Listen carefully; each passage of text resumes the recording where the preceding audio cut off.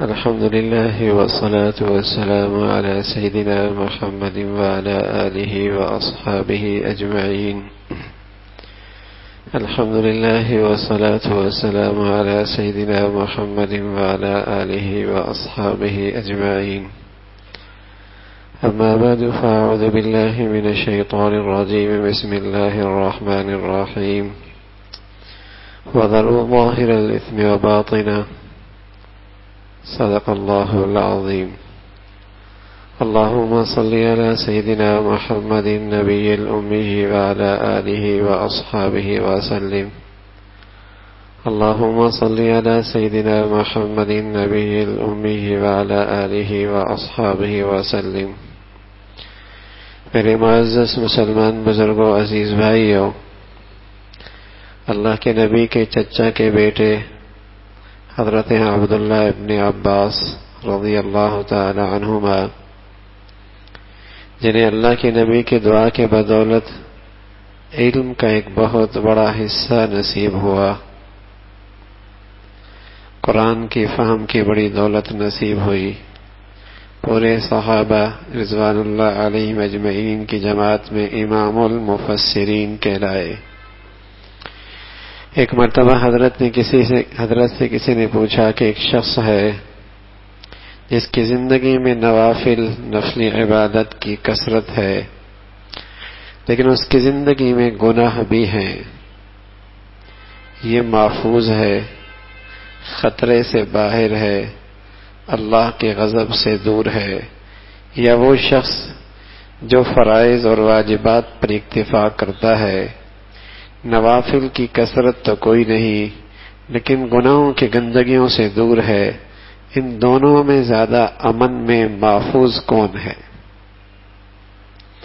تو حضرت عبداللہ ابن عباس رضی اللہ تعالیٰ عنہ نے فرمایا کہ جو شخص فرائض اور واجبات پر اکتفا کرتا ہے، اگرچہ اس کے پاس نفلی نیکیوں کا ذخیرہ کوئی نہیں لیکن گناہ نہیں ہے اس کی زندگی میں، یہ شخص اللہ کے غضب سے محفوظ ہے، یہ ہلاکت اور بربادی سے محفوظ ہے، بنسبت وہ شخص جس کی زندگی میں نیکیوں کی بہت شکلیں ہیں، نفلی عبادات بہت ہیں، لیکن گناہوں کا سلسلہ بھی اس کی زندگی میں جاری ہے، یہ اللہ کے غضب کا کسی وقت بھی شکار ہو سکتا ہے، اس لیے کہ ہر گناہ کے پیچھے اللہ کا غصہ، اللہ کا غضب چھپا ہوا ہے، اللہ کا غصہ، اللہ کا غضب چھپا ہوا ہے۔ میرے عزیزو، آج ہمارے معاشرے کا ایک چلن ہے کہ جب کوئی زندگی کا رخ بدلتا ہے، کسی کو کوئی ماحول ملتا ہے، کچھ دین کی طرف قدم اٹھتے ہیں، تو اس کی زندگی میں کچھ نیکیاں، کچھ عبادات، کچھ فرائض، کچھ واجبات زندہ ہو جاتے ہیں، لیکن کچھ ایسے گناہ جو معاشرے نے اپنی زندگی کا حصہ بنا لیا ہوتا ہے اور معاشرے میں رچ بس گئے ہوتے ہیں، اس نئے دین کی طرف آنے والے کے لیے ان گناہوں سے بچنا یا ان گناہوں کا احساس اسے بھی نہیں رہتا کہ یہ بھی کوئی گناہ ہے، اس لیے کہ ایک عرصے سے یہ دیکھتا چلا آیا ہے کہ یہ تو سبھی کرتے ہیں، یہ تو سبھی کرتے ہیں، اور یہ نمازی کے ہاں بھی ہے، حاجی کے ہاں بھی ہے، روزے دار کے ہاں بھی ہے، بظاہر دینی شکل رکھنے والے کے شادیوں میں، غامیوں میں، گھروں میں، محافل میں، تقریبات میں ہے، تو یہ نیا دین کی طرف آنے والا سمجھتا ہے کہ یہ ٹھیک ہے، اس سے توبہ کی ضرورت کوئی نہیں، یہ زندگی کا حصہ ہے، اور یوں وہ بیچارہ نیکیاں بھی کرتا ہے لیکن نیکیوں کی برکتوں سے محروم رہتا ہے، دین کی طرف آتا بھی ہے لیکن دینداری کی برکتوں سے محروم رہتا ہے۔ ایسا ہی ایک گناہ ہے جو ایسا رچا بسا ہے کہ اس کے گناہ ہونے کا احساس بھی آج زندگیوں سے مٹ گیا ہے، اور وہ گناہ ہے میرے عزیزو ننگا پہناوا، کاسیات عاریات، پہناوا ہے، پہنی ہوئی ہیں کپڑے لیکن پھر بھی ننگا ہے. ننگا پہناوا، کاسیات عاریات، لباس پہنا ہے لیکن پھر بھی بے لباس ہے. یہ ایسا گناہ ہے میرے عزیزو جو آج زندگی کا حصہ بن چکا ہے.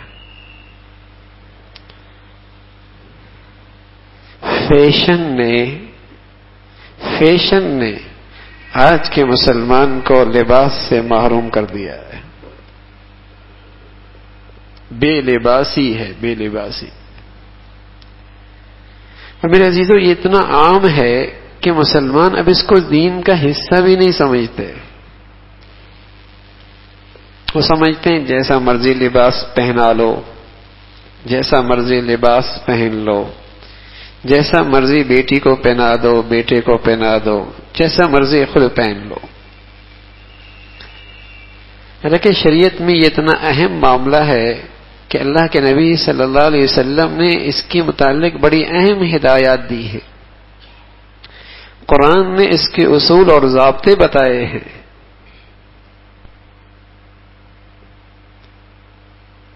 اتنی اہمیت دی ہے اس لیے کہ لباس، یہ ظاہری لباس، اس کا اثر پڑتا ہے آدمی کے دین پر، آدمی کے اخلاق پر، آدمی کے طرز عمل پر، آدمی کی زندگی پر اس لباس کا اثر پڑتا ہے.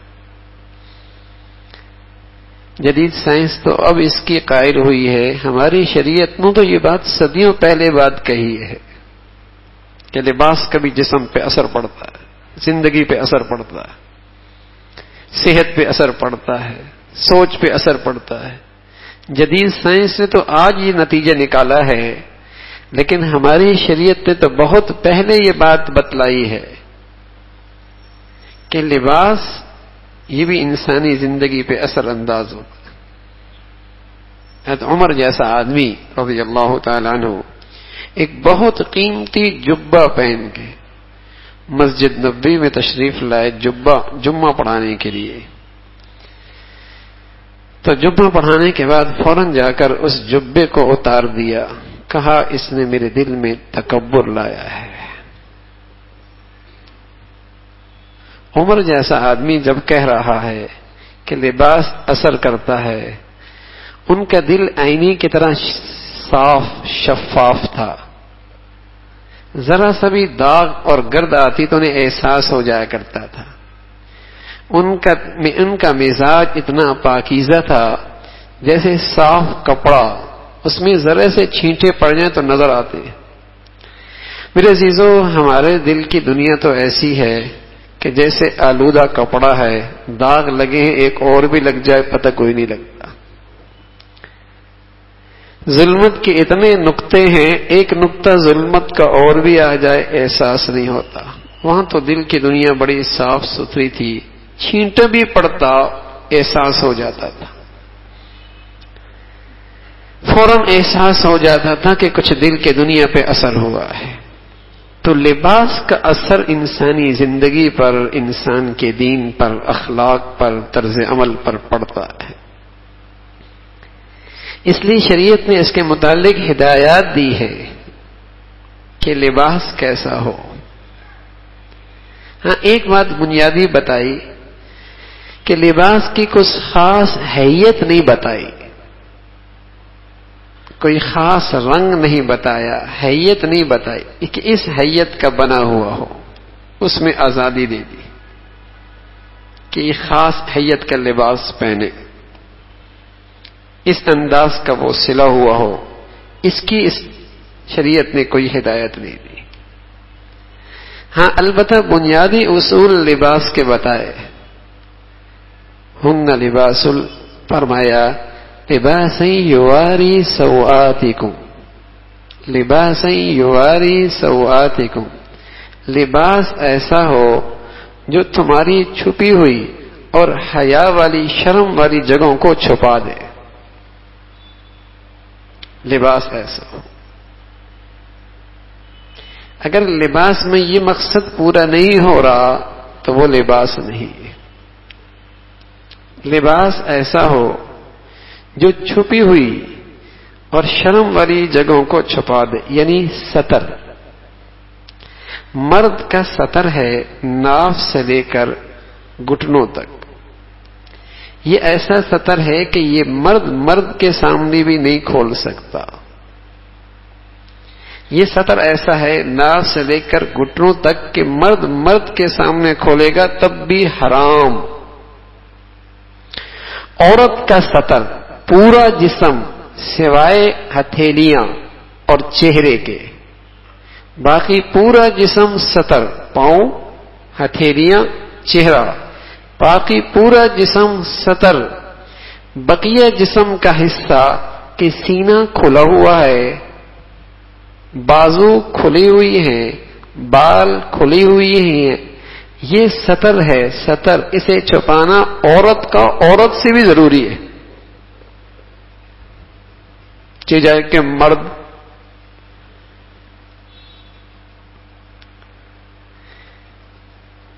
میں اس لیے عرض کر رہا ہوں میرے عزیزو، چونکہ دین پڑھا نہیں، دین سیکھا نہیں، دین کسی صحبت میں نہیں جا کر نہیں سیکھا، تو زندگی کے بہت سارے گناہ جو کبیرہ حرام ہیں، حرام گناہ، بلکہ صرف گناہ نہیں میرے عزیزو، کچھ گناہ ایسے ہوتے ہیں جو تنہائی کے ہوتے ہیں، اندھیرے میں ہوتے ہیں، اکیلے ہوتے ہیں، اس کی سزا اس کی نحوست بھی اکیلے فرد تک جاتی ہے۔ کچھ گناہ جو علل اعلان ہو، فخر کے ہوں، اس پہ فخر کیا جائے، اس پر فخر کیا جائے، مجمع میں کیے جائیں، اس کی نحوست اکیلے کو نہیں ہوتی، اس کی نحوست پورے مجمع پہ پڑتی ہے۔ رسول اللہ صلی اللہ علیہ وسلم فرمایا کرتے تھے کل امت معافا الا المجاہرین، میں اپنی ساری امت کی، میری امت کی معافی ہو جائے گی، لیکن جو یہ علل اعلان گناہ کر رہے ہیں اور اس پہ ہٹ دھرم ہے، اس پر ندامت نہیں، شرمندگی نہیں، بلکہ فخر ہے، ڈنکے کے چوٹ یہ گناہ کر رہے ہیں، اللہ انہیں معاف نہیں کرتا۔ تو مرد کا ستر ہے ناف سے لے کر گھٹنوں تک، عورت کا ستر ہے پورا جسم سوائے ہتھیلی کے، چہرے کے، پاؤں کے۔ پردہ نہیں بتا رہا، ستر بتا رہا، ستر۔ اس ستر کا عورت کے لیے عورت کے سامنے بھی کھولنا جائز نہیں ہے۔ اگر اس نے ایسا لباس پہنا ہے کہ یہ ستر کھلی ہوئی ہے، یہ ستر کھلی ہوئی ہے کہ اس کی بازو کھلی ہوئی ہے، اس کے بال کھلی ہوئی ہے، اس کا سینہ کھلا ہوا ہے، اس کا پیٹ کھلا ہوا ہے، لباسا یواری سوآتکم وریشا، یہ لباس نہیں، یہ ننگا پہناوا ہے۔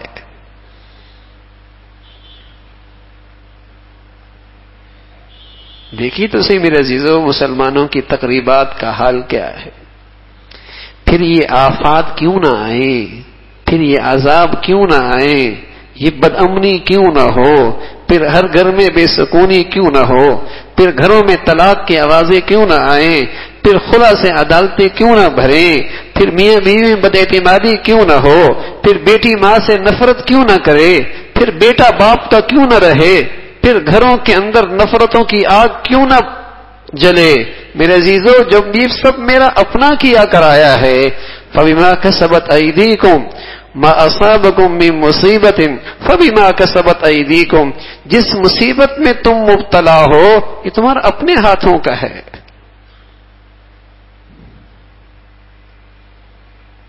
یہ ہمارا اپنا کمایا ہے، اپنے ہاتھوں کی کمائی ہے۔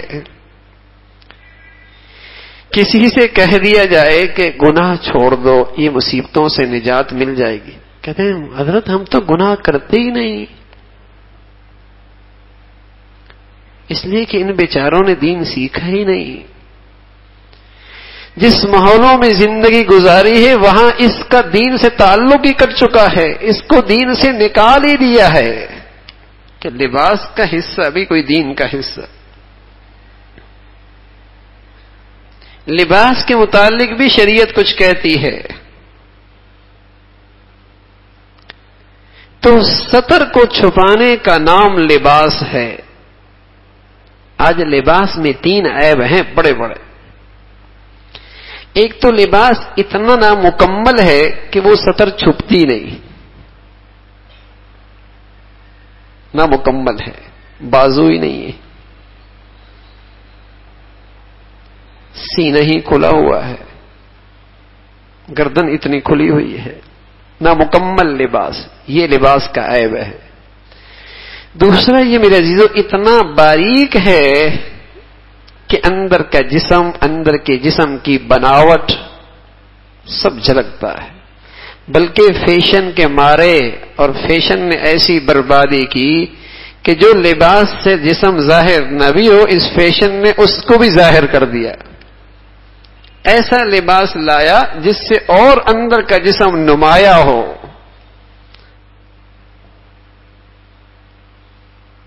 تو اتنا باریک ہے کہ اندر کا جسم ظاہر ہو رہا ہے. اور تیسرا عیب یہ ہے کہ وہ اتنا چست ہے کہ جسم کے اندر کی ساری بناوٹ، اس کا ابھار سب ظاہر ہو رہا.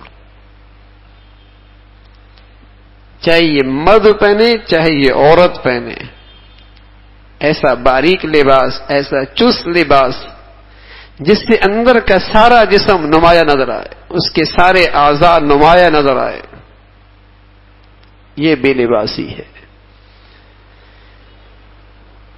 یہ وہ گناہ ہیں جو علل اعلان ہیں، کھلے عام، ہر گھر، ہر تقریب، ہر محفل. جس جسم کے حصے کا چھپانا مرد کے سامنے حرام تھا، آج مرد وہاں پہنچ رہے ہیں، عورتیں مردوں کے پاس ہیں.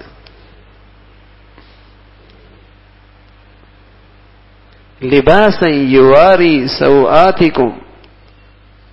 حضور علیہ الصلوۃ والسلام فرمایا کرتے تھے کاسیاتن عاریاتن، لباس پہنی ہوئی ہوں گی پھر بھی بے لباس ہوں گی. جس دور میں اللہ کے نبی نے یہ ارشاد فرمایا تھا، اس دور میں تو ایسی مخلوق تھی ہی نہیں. اس لیے حضرات محدثین نے اس کے مطلب کے بارے میں اشکال کیا کہ کیا مطلب ہے. لیکن اللہ کے نبی کی ہوئی پیش گوئی آج ہماری گلی بازاروں میں خوب نظر آ رہی ہے کہ واقعی لباس ہے لیکن لباس کوئی نہیں، کوئی لباس کوئی نہیں.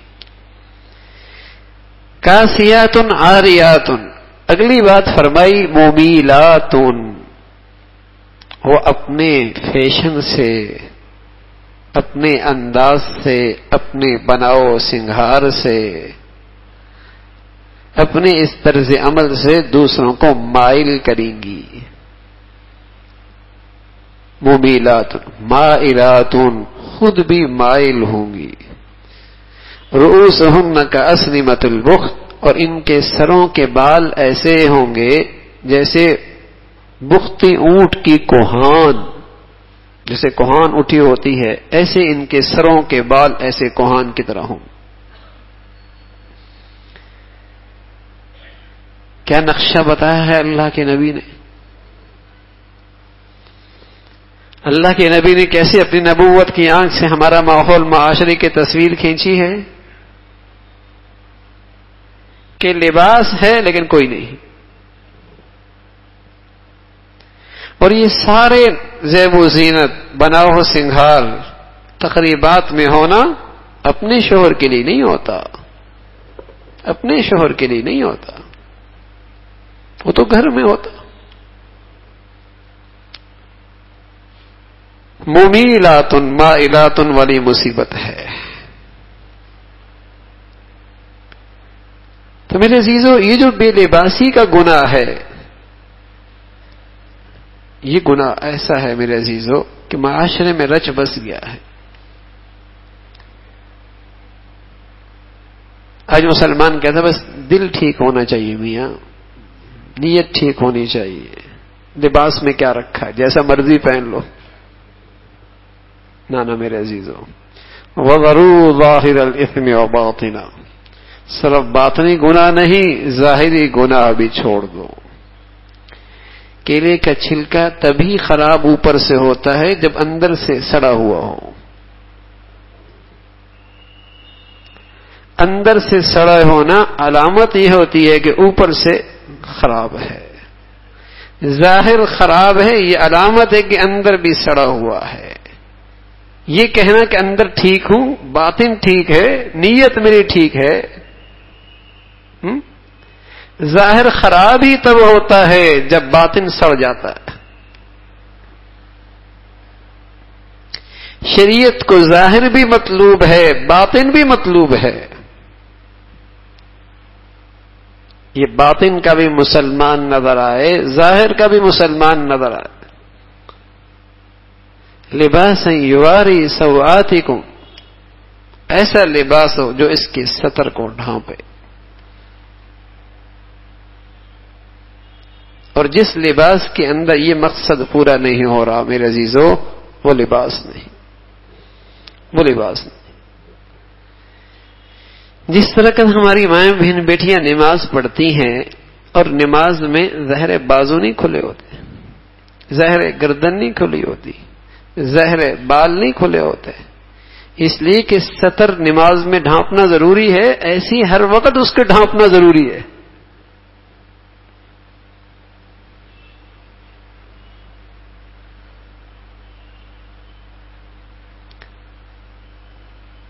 تو یہ ایک فتنہ ہے میرے عزیزو بے لباسی کا، اور یہ بڑھتا چلا جا رہا ہے، بڑھتا چلا جا رہا ہے۔ جہاں اس کا تصور نہیں تھا جن شریف گھرانوں میں، وہاں بھی بہت بےہودہ لباس شروع ہو چکا ہے۔ اس لیے کہ یہ ذہن ہی نہیں کہ یہ حرام کر رہے ہیں، یہ کوئی گناہ ہے، اس کی کوئی نحوست ہوگی، یہ ذہن سے نکل چکا ہے، اس لیے کہ اسے دین کا حصہ نہیں سمجھا۔ اور یہ کھلا گناہ ہے، علل اعلان گناہ ہے، ڈنکے کی چوٹ گناہ ہے، اور اللہ کے نبی کی ہدایت کو ڈنکے کی چوٹ نظر انداز کیا جا رہا۔ تو میرے عزیزو، لباس کا ایک مقصد ہے کہ سطر ڈھانپی ہو، سطر ڈھانپی ہو، کامل ہو، ذرا موٹا ہو، اور وہ کھلا ہو۔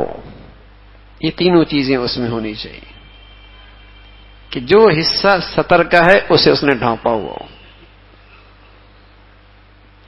اور اتنا کھلا ہو کہ اندر کے اعضاء اور جوارح اس میں نظر نہ آئے، اتنا موٹا ہو کہ اندر کا جسم اس میں نہ جھلکے۔ یہ مرد کے لیے بھی ہے جو اس کا سطر کا حصہ ہے، اور یہ عورت کے لیے بھی ہے جو اس کا سطر کا حصہ ہے۔ اور دوسری بات فرمائی، لباسا یواری سوآتکم وریشا، کہ لباس کا ایک مقصد ہے آدمی زینت حاصل کرے، زینت حاصل کرے۔ اب وہ سلا ایسا ہوا ہو، پہنا ایسا ہو کہ اچھا لگے، بے ڈھنگا نہ ہو، بے ڈھنگا نہ لگے، اچھے انداز سے پہنے۔ اگر اللہ نے خوشحالی دی ہے تو اچھے لباس پہننے میں کوئی حرج نہیں۔ ہاں، اللہ کے نبی صلی اللہ علیہ وسلم نے ساری زندگی سادہ لباس پسند فرمایا، لیکن امت کے لیے آسانی فرمائی۔ کبھی آپ نے 2000 دینار کا جبہ بھی زیب تن فرمایا، امت کے لیے آسانی پیدا فرمائی۔ زندگی کا اکثر حصہ سادگی میں گزرا، لیکن آپ نے اپنے عمل سے اجازت دے دی کہ اچھا لباس بھی پہنا جا سکتا ہے، بشرطیہ کہ اپنی آسائش مقصود ہو، بشرطیہ کہ اپنا آرام مقصود ہو، نمائش دکھلاوا مقصود نہ ہو۔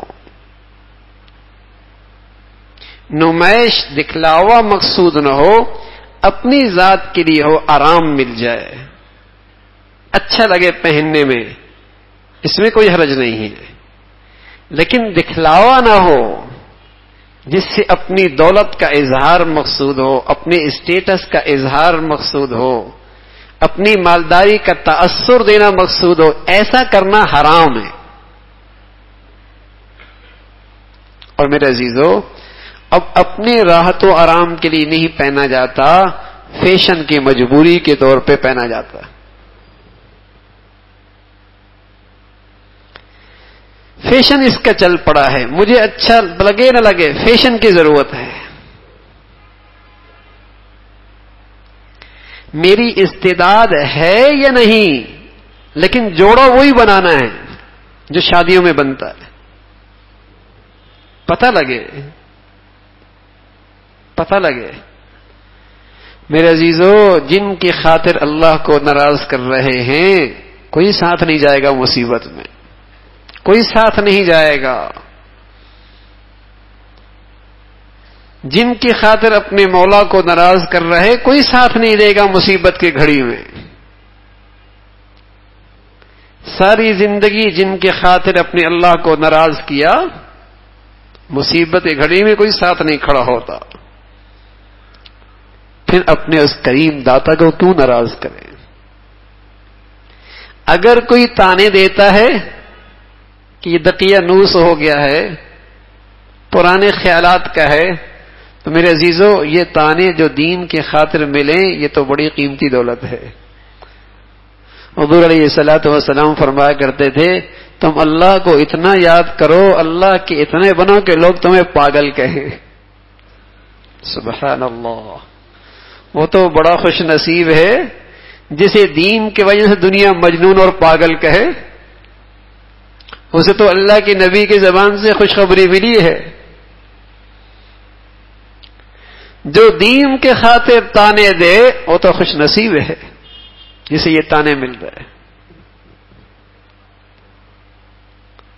رسول اللہ صلی اللہ علیہ وسلم کی زوجہ عائشہ رضی اللہ تعالیٰ عنہ تھی، تو ایک مرتبہ معاویہ رضی اللہ تعالیٰ عنہ نے ان کی طرف خط لکھا کہ اماں جان مجھے کچھ نصیحت فرمائیں، اور مختصر سی تاکہ میں اسے اپنی زندگی کا دستور بنا لوں۔ تو اماں جان نے ایک چھوٹی سی نصیحت 2 جملوں میں لکھ کے بھیج دی، اور فرمایا، من التمس رضا اللہ بسخط الناس کفاہ اللہ مؤنۃ الناس۔ جو اللہ کو راضی کرنا چاہے، اللہ کو راضی کرنا چاہے، اور اسے مخلوق کی ناراضگی کی کوئی پرواہ نہ ہو، تو جو کام اس کے مخلوق سے بنتے ہوئے نظر آتے تھے، اللہ براہ راست اس کی خود ذمہ داری لے لیتا ہے۔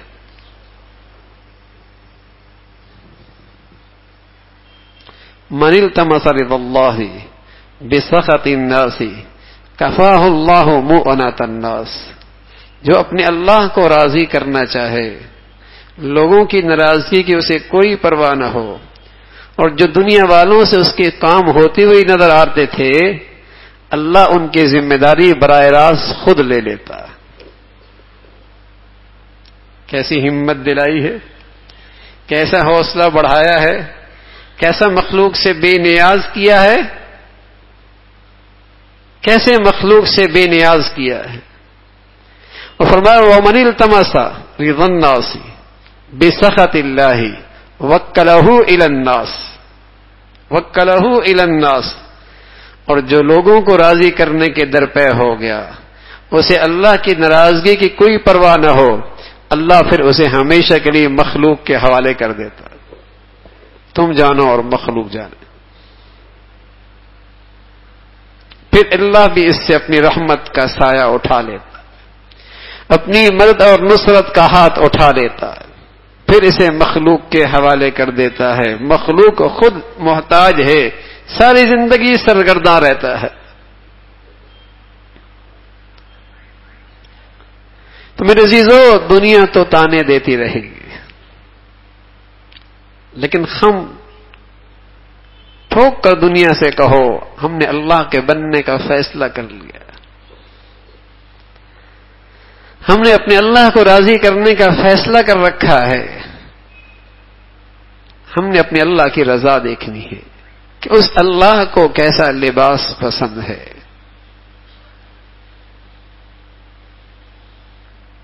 تو ایسا لباس ہو جو صدر کی ضرورت بھی پوری کرے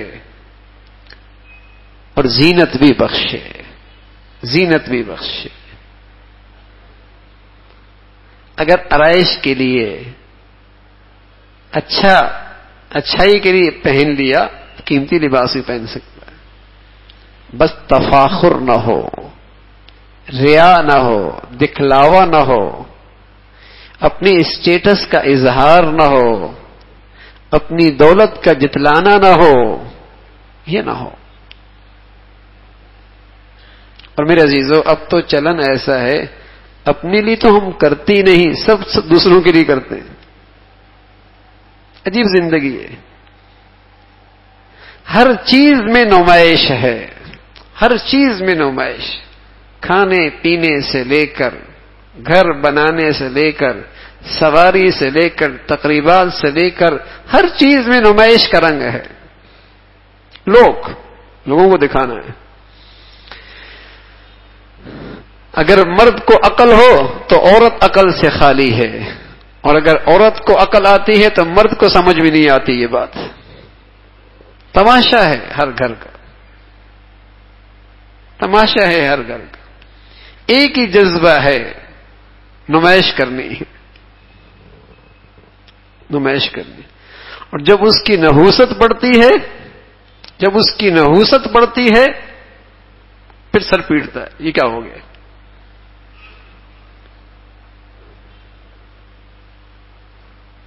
تو میرے عزیزو، نمائش حرام ہے. اس سے معاشرہ خراب ہوتا ہے، اس سے معاشرہ خراب ہوتا ہے. پوری سوسائٹی پہ منفی اثرات پڑتے ہیں. یہ دکھلاوے والا معاشرہ یہ زندگیوں کو مصیبت بنا دیتا ہے، یہ زندگیوں کے لیے عذاب بن جاتا ہے. ہر جگہ نمائش، دکھلاوا ہے. اور اللہ کے نبی نے کیا بتایا؟ اچھا پہنو، اچھا کھاؤ، اپنی ذات کے لیے. تو لباس ایسا جس میں زینت بھی ہو بہت مبارک ہے. اور ایک ہدایت یہ دی کہ اس میں تشبہ نہ ہو، اس لباس میں تشبہ نہ ہو. ایک ہے تشابہ اور ایک ہے تشبہ، دونوں عربی کے لفظ ہیں. اللہ کے نبی نے فرمایا تشبہ، من تشبہ بقوم فہو منہ. جو کسی قوم کی مشابہت اختیار کرے گا کل قیامت میں اللہ انہی میں سے اٹھائے گا. یہ تشبہ یہ ہے کہ ایک لباس ایسا اس لیے پہن رہا ہے تاکہ وہ کافروں کے فرد کی طرح لگے.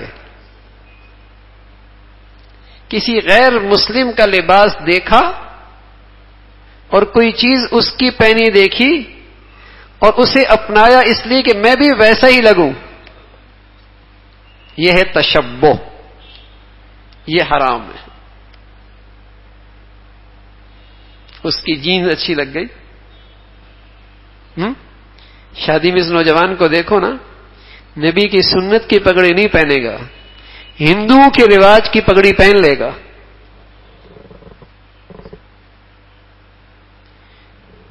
یہ تو اسے دقیانوسی لگتی ہے، انتہا پسندی لگتی ہے.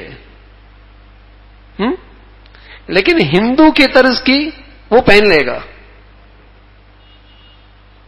تاکہ میں اس جیسا لگوں. اللہ کے نبی نے کہا ٹخنوں سے سلوار اوپر کر لو، یہ تو برداشت نہیں ہے، یہ تو برداشت نہیں ہے. اور غیروں نے کہا ٹخنے نہیں، گھٹنے بھی کھلے کر دو، وہ پہن لی چڈی. تشبہ یہ حرام ہے. کسی کا لباس، کسی کی چیز اس نے اپنائی کہ میں بھی اس جیسا فرد لگوں. یہ ہندو یہاں نشان لگاتے ہیں ماتھے پہ، عورتیں لگاتی ہیں.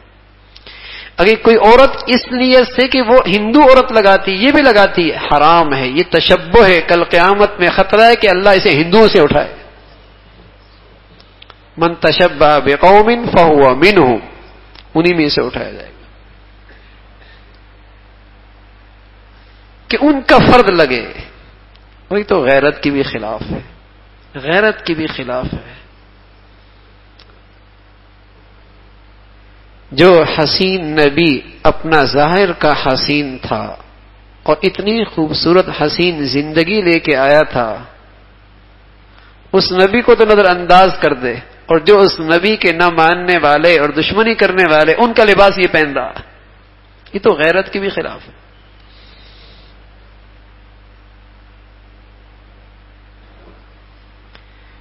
تو لباس کے بارے میں بنیادی ہدایت دی کہ ایسا لباس نہ ہو جس میں تشبہ ہو. شیخ ابو الحسن ندوی رحمۃ اللہ علیہ فرمایا کرتے تھے، کوئی آدمی کسی کافر کو دیکھے صبح سویرے اٹھ کر نبی کی سنت کو صاف کر کے اور ٹائی لگا کر سوٹ بوٹ پہن کے جا رہا ہو، اور یہ اسے دیکھ کر کہے کیا ڈسپلن ہے اس کی زندگی میں. حد فرمایا کرتے تھے کسی کو اللہ دل کی آنکھیں نصیب فرمائے تو اسے نظر آئے گا اس شخص کے اندر سے ایمان نکل گیا. اسے کافروں کی یہ تہذیب اچھی لگی، یہ کافروں کی اس تہذیب کو اچھے انداز سے دیکھ رہا ہے.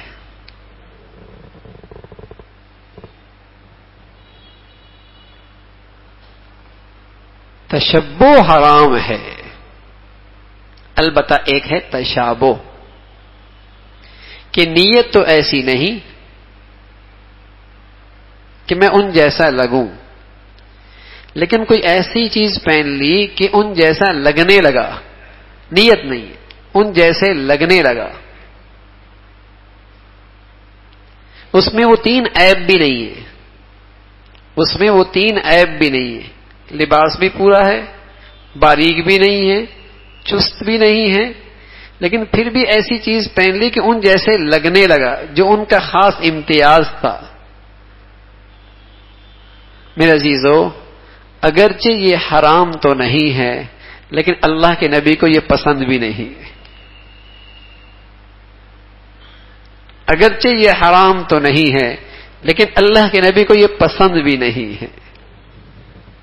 اس لیے کہ مسلمان ایک الگ قوم ہے، اور اس کا امتیاز زندگی کے ہر حصے میں کفار سے الگ نظر آنا چاہیے. اس کے کھانے میں، پینے میں، سونے میں، جاگنے میں، لباس میں یہ نظر آئے کہ یہ محمد رسول اللہ کا امتی ہے. اور اللہ کے نبی نے اس کا اتنا لحاظ کیا کہ جب آپ مدینہ منورہ تشریف لائے، آپ کو پتہ چلا کہ یہودی 10 محرم کو روزہ رکھتے ہیں، 10 محرم کو روزہ رکھتے ہیں. آپ نے فرمایا ہم صرف 10 محرم کا روزہ نہیں رکھیں گے تاکہ ان کے ساتھ مشابہت نہ ہو، ہم 9 کو اور 10 کو رکھیں گے، یا 10 کو اور 11 کو رکھیں گے.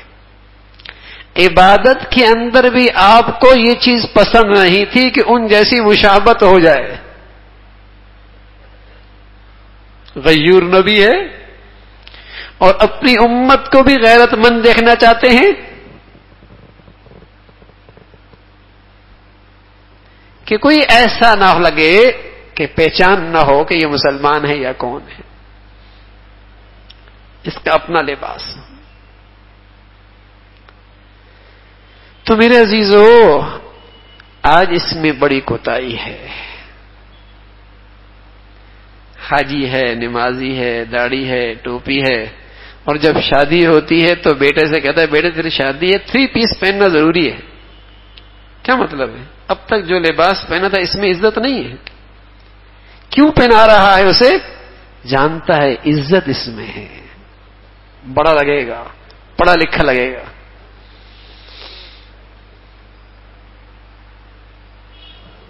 عزت اس میں سمجھی ہے، اس لیے خاص تقریبات میں یہ وہ پہن کے جاتا ہے تاکہ لوگوں کی نظروں میں یہ معزز نظر آئے. یہی تو احساس کمتری ہے کسی آج تک اسلام کے لباس میں احساس برتری نہیں، احساس کمتری کا شکار ہے. اگر یہ احساس برتری اس کے پاس ہوتی کہ الحمدللہ جو عزت اسلامی لباس میں وہ کسی بھی نہیں، تو مجال ہے یہ ایسا کرتا. حضرت عثمان رضی اللہ تعالیٰ عنہ تھے، اپنے بھتیجے کے ہاں مکہ مکرمہ میں جا کے ٹھہرے. اللہ کے نبی نے سفیر بنا کر بھیجا تھا کہ جاؤ ان سے کہہ دو کہ ہم عمرہ کرنے کے لیے آئے ہیں، لڑنے نہیں آئے، تمہیں ہمیں اجازت دے دو. رات کو اپنے بھتیجے کے ہاں ٹھہرے اور جب صبح اٹھے تو آپ کی سلوار ٹخنوں سے اونچی. تو بھتیجے نے کہا چچا آپ مذاکرات کے میز پہ جا رہے ہیں اور یہ انداز آپ کا اگر لباس کا ہوا تو آپ کی مذاکرات میں جان نہیں پڑے گی. اس لیے کہ سرداران قریش کے ہاں یہ ہے کہ جو بڑا آدمی ہوتا ہے اس کی چادر اور اس کی سلوار اتنی زمین پہ ہوتی ہے. اس انداز میں جائیں گے تو آپ کی عظمت نہیں رہے گی، مذاکرات میں جان نہیں آئے گی، اسے بدلیے. تو عثمان رضی اللہ عنہ فرمانے لگے میں نے اپنے محبوب کو اسی انداز سے پہنا دیکھا ہے، جان پڑے نہ پڑے میں نے اپنے محبوب کی زندگی یہی دیکھی ہے. دنیا کو کیا پتا. ربیع بن عامر رضی اللہ تعالیٰ عنہ میں دربار میں بیٹھے ہیں رستم کے، کوئی چیز ہاتھ سے نیچے گری. اللہ کے نبی کی تعلیم اور سنت یہ تھی کہ اسے اٹھاؤ، صاف ہو تو استعمال کر لو، ہو سکتا ہے تمہارے سارے کھانے کی برکت اسی لقمے کے اندر ہو. آپ نے اپنے نبی کی اس ادا کو پسند کیا اور اسی انداز سے لقمہ اٹھایا. پورا دربار کی نظریں آپ پر جمی ہوئی ہیں، یہ کیسا کھاتا ہے، کیسا بیٹھتا ہے، کیسے اٹھتا ہے. جب آپ نے لقمہ اٹھایا تو قریب والے نے کوہنی ماری کیا کر رہے ہو، کیا کہے گی دنیا، کس انداز سے تم کھا رہے ہو. تو ربیع بن عامر فرمان لگے اَأَتْرُكُ سُنَّةَ حَبِيبِي لِهَؤُلَاءِ الْحُمَقَاءِ، کیا میں ان احمقوں کی وجہ سے اپنے محبوب کا طریقہ چھوڑ دوں؟ ایسا نہیں ہو سکتا. ان احمقوں کو کیا پتا نبی کے طور طریقوں میں کیا سنت، کیا کمال ہے، جس میں جمال بھی ہے کمال بھی ہے. نبی کے طور طریقوں میں کمال بھی ہے جمال بھی ہے.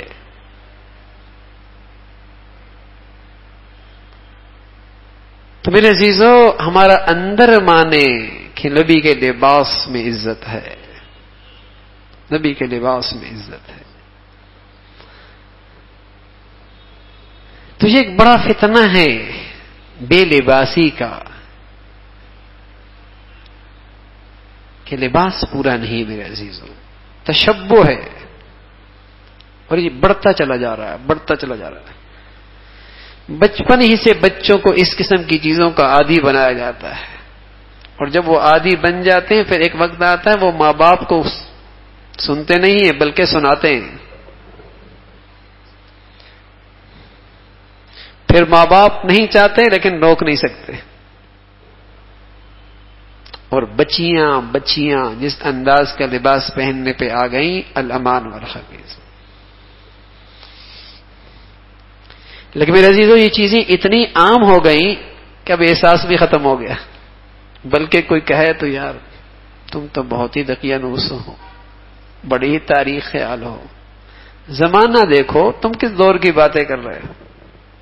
میرے عزیزو زمانہ تو بہت آگے چلے گا، وہ تو جتنا لباس ہے اسے بھی پسند نہیں کرتا. زمانہ تو بہت آگے چلے گا، جتنا ہے وہ اسے بھی پسند نہیں کرے گا. شیطانی قوتیں سب سے پہلے شیطان نے انسان کے لباس پہ حملہ کیا ہے. سب سے پہلے شیطان نے انسان کے لباس پہ حملہ کیا ہے. آدم کا لباس اتر گیا جنت کا، سب سے پہلے لباس کا حملہ ہے. اور جتنی شیطانی قوتیں ہیں وہ انسان کے لباس پہ حملہ آور ہیں، لباس کی دشمن ہے. اسے بے لباس کر دو. اور میرے عزیزو جس قدر انسانی قدروں میں کمی آئے گی اور انسانیت میں کمی آئے گی اتنی لباس میں کمی آتی چلی جائے گی. جتنی انسانیت کمزور ہوتی چلی جائے گی اتنا لباس مختصر ہوتا چلا جائے گا. ورنہ نبی کا لباس کیا تھا؟ کمال تھے انسانیت پر. جو جو لباس انسانیت میں کمی آتی چلی جائے گی لباس میں کمی ہوتی چلی جائے گی. تو دنیا کے جن خطوں کے اندر انسانیت مٹ گئی ہے وہاں جسم پہ لباس ہے بھی نہیں. وہاں لباس کا تصور ہی ختم ہوتے چلا جا رہا.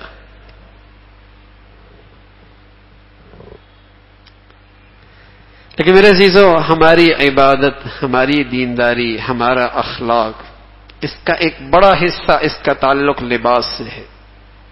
اس کا ایک بڑا حصہ اس کا تعلق لباس سے.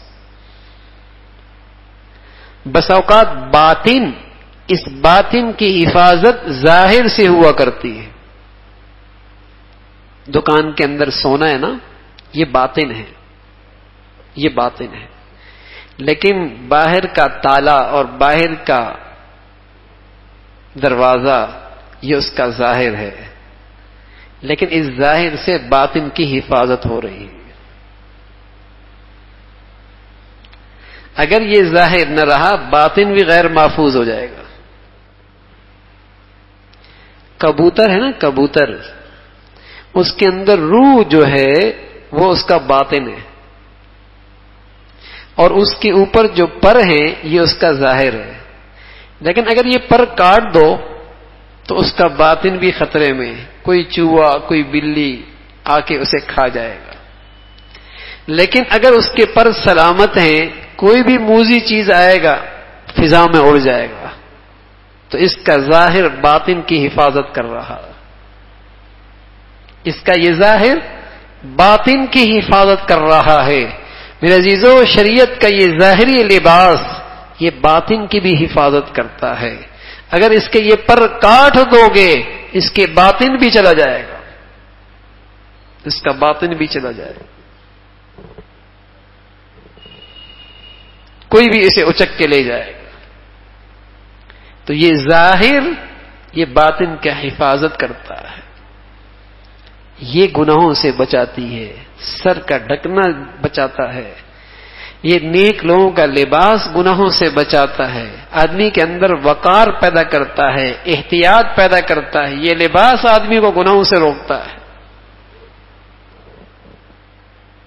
اس کی بڑی طاقت ہے، اس کی بڑی طاقت ہے. تو میرے عزیزو، پہلے ہم سے یہ ظاہر چھینا جا رہا تاکہ باطن بھی چلا جائے. اور دنیا کے جن خطوں سے مسلمانوں کا ظاہر مٹ گیا ہے وہاں ان کا ایمان بھی چلا گیا ہے. اب دنیا کے خطوں کا جا کے جائزہ لیجئے. جہاں مسلمان اپنے ظاہر سے کہیں مسلمان نہیں لگتا تو وہاں اندر کا ایمان بھی ختم ہو گیا. اور دنیا کے کفرستان کے اندر آپ دیکھیں گے جہاں ظاہر میں مسلمان لگ رہا ہے اس کا باطن بھی محفوظ ہے. اس کا باطن بھی محفوظ ہے. اس لیے میرے عزیزو، یہ لباس بھی دین کا ایک بڑا حصہ ہے جس میں بنیادی چیزیں یہ ہیں کہ ستر پوشی ہو، دیکھنے میں اچھا لگے، اس میں تشبہ نہ ہو، اس میں ریا اور تفاخر نہ ہو. اس چیز کی رعایت رکھی جائے. اور لباس کے اندر شریعت کی ہدایت رکھنے سے لباس ہوگا. اگر نظر انداز کر دیا تو میرے عزیزو یہ لباس نہیں. پھر ہر وقت حرام کر رہا، ہر وقت حرام کر رہا. تو اپنے گھروں میں اپنے بچوں کو، اپنی بچیوں کو اس انداز کا لباس پہناؤ. بہت غفلت ہو رہی ہے، بہت کوتاہیاں ہیں جن اداروں میں، اور جو چیزیں ہمارے بچے گھروں میں دیکھ رہے ہیں میرے عزیزو، وہ غلط چیزیں انہیں سکھائی اور پڑھائی جا رہی ہیں. غلط فیشن ہمارے گھروں پہ آنے لگے ہیں. بہت بےہودہ لباس ہے. اگر آج ہم نے نہیں سنبھالا کل ایسا نہ ہو کہ پانی سر سے گزر جائے. پھر ان بچوں کو روکنا بھی چاہیں نہ روک پائیں. پھر روئیں گے، خون کے آنسو روئیں گے لیکن کچھ نہیں کر پائیں گے. خون کے آنسو روئیں گے لیکن کچھ نہیں کر پائیں گے. اس لیے کہ اولاد پھر وہاں سے آگے نکل چکی ہو. پھر وہ اگر آپ نے لباس پورا پہنا ہوگا تو وہ بیٹی شرمائے گی کہ اس ماں کو میں اپنی ماں کہوں یا نہ کہوں. وہ بیٹا شرمائے گا کہ اس بوڑھے کو اپنا باپ کہوں یا نہ کہوں، اس لیے کہ اس کا لباس تو دقیانوسی لباس پہنا ہوا ہے. یہ تو تاریخ خیال رکھتا ہے، میں تو روشن خیال ہوں، میری اس سے اب جوڑ کیسے ہے؟ تو اپنی اولادوں کی تربیت کرنا میرے عزیزو ماں باپ کے ذمہ فرض ہے. ان کے لباس کے خیال رکھنا، انہیں اچھا لباس، شریعت کا لباس پہنانا، یہ مسلمانوں کی ماں باپ کی ذمہ داری ہے. اللہ رب العزت بھائی ہم سب کو اس کی توفیق اور اہتمام نصیب فرما دے. وآخر دعوانا الحمدللہ رب العالمین.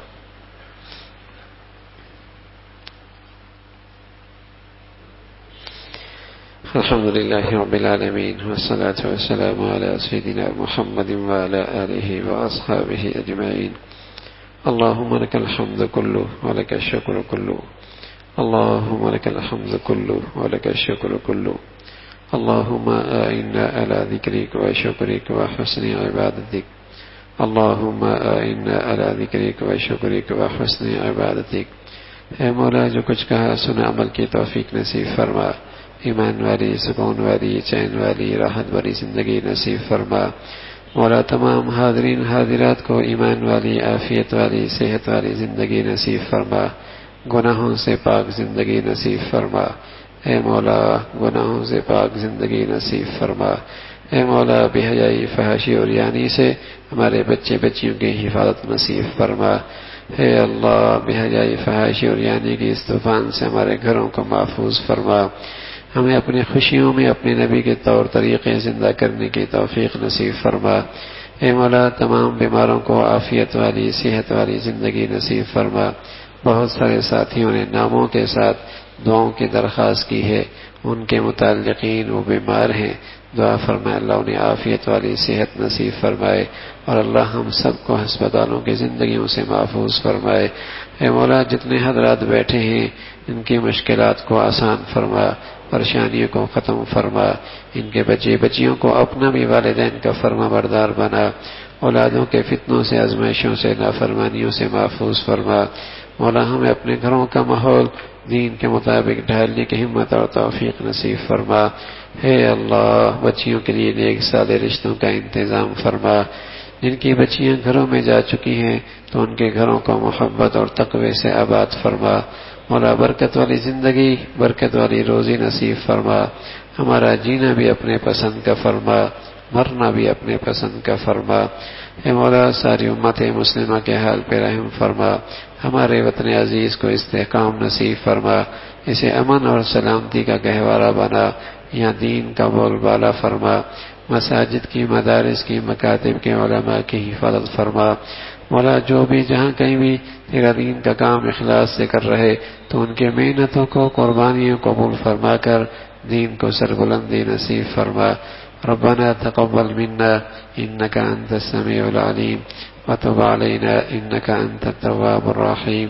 وصلى الله على سيدنا محمد وعلى آله واصحابه اجمعين برحمتك يا رب.